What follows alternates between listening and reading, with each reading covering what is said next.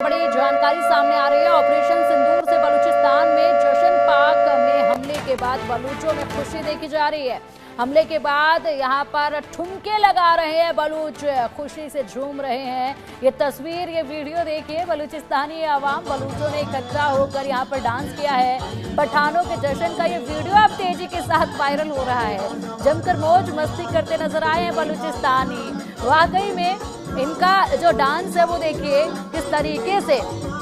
खुशी लंबे समय के बाद बलूचिस्तानियों के चेहरे पर देखी जा रही है, मनोज कुमार जी। और ये वीडियो जमकर वायरल हो रहा है जहां पर इकट्ठे हुए तमाम ये बलूचिस्तानी और इसी के साथ इनका जो एकजुट होकर एक ग्रुप में जो डांस देखा जा रहा है, बेहद इस समय पर वायरल हो रहा है। समय देखिए कैसा है और उस वक्त पर ये वीडियो सामने आया क्योंकि बलूचिस्तान की निगाहें जो है वो टिकी हुई थी कि कहीं से थोड़ा सा भी पाकिस्तान दबता नजर आएगा तो हम लोग यहाँ पर हमले तेज करेंगे, हमारी राह जो है वो आसान हो जाएगी। और ऐसे में हिंदुस्तान की तरफ से अटैक किया गया तो बलूचिस्तान के मंसूबे और बुलंद हुए, हौसले और बुलंद हुए।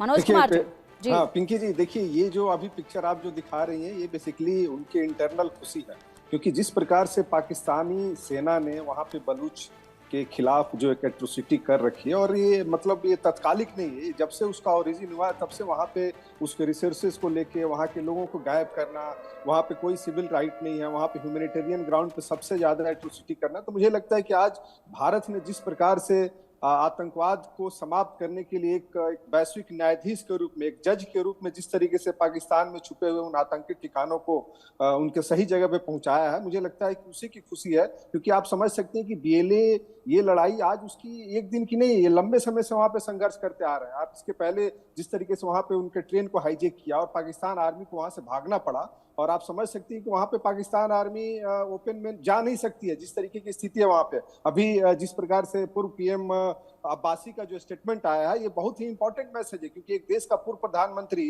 बीएलए, चूंकि भारत पाकिस्तान का एक बहुत बड़ा प्रांत है और सबसे रिसोर्सफुल प्रांत है पाकिस्तान का, तो आप समझ सकते हैं कि उनका ये स्टेटमेंट कि आप बलूचिस्तान एक तरीके से हाथ से निकल चुका है, और जिस तरीके से अभी भारत ने अंतर्राष्ट्रीय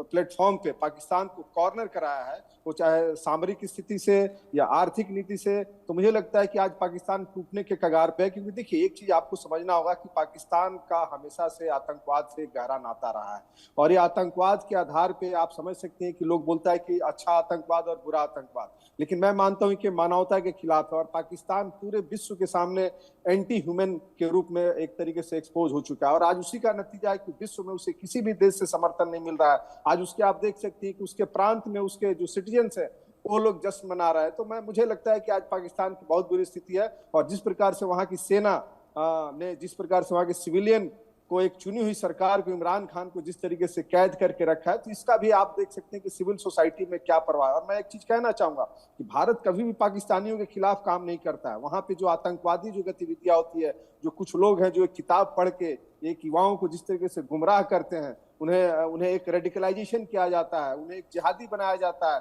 और एक एंटी मतलब जिसको बोल सकते हैं कि जो एक सेंटिमेंट्स डेवलप किया जाता है, उसी का नतीजा है कि आज पाकिस्तान की स्थिति बनते जा रही है। क्योंकि देखिए आज 21वीं शताब्दी में विश्व जा रहा है जहां पे हर लोग एक दूसरे के साथ जुड़ना चाहता है, उस अपने विकास को डेवलप करना चाहता है, अपने कल्चरल एक्सचेंज को करना चाहता है। लेकिन एक तरफ पाकिस्तान आप देखिए 77 साल से जूझ की आज स्थिति बनी है, और भारत के साथ लगभग 4 तरह का कन्वेंशनल वार लड़ चुका है, और चारों में उसकी बुरी डिफीट हुई है, और इसीलिए वो हमेशा से प्रॉक्सी वार का सहारा लिया। और जिस तरीके से JNK में एक पीसफुल और एक चुनी हुई सरकार वहां पे इलेक्शन के द्वारा भारत सरकार ने स्थापित किया, जिसको एक रिलीजियस क्राइसिस के रूप में उसने उजागर करने का प्रयास किया। और आप समझ सकती हैं ये जो पहलगाम की जो घटना जिस तरीके से घटी है, वो बेसिकली रिलीजियस के आधार पे किया गया है कि भारत में जो मुस्लिम वर्ग रहते हैं उनके बीच में एक सांप्रदायिक दंगा भड़के, और जिस तरीके से आप देखिए। और बिल्कुल बिल्कुल मनोज सर, आप बिल्कुल ठीक कह रहे हैं। लंबी लड़ाई ये लड़ते आए हैं और ऐसे में एक उम्मीद की किरण इनको नजर आई है, और इसीलिए यहाँ पर अब जो है ये बड़े लंबे वक्त के बाद इनका मौका आया खुशी जाहिर करने का।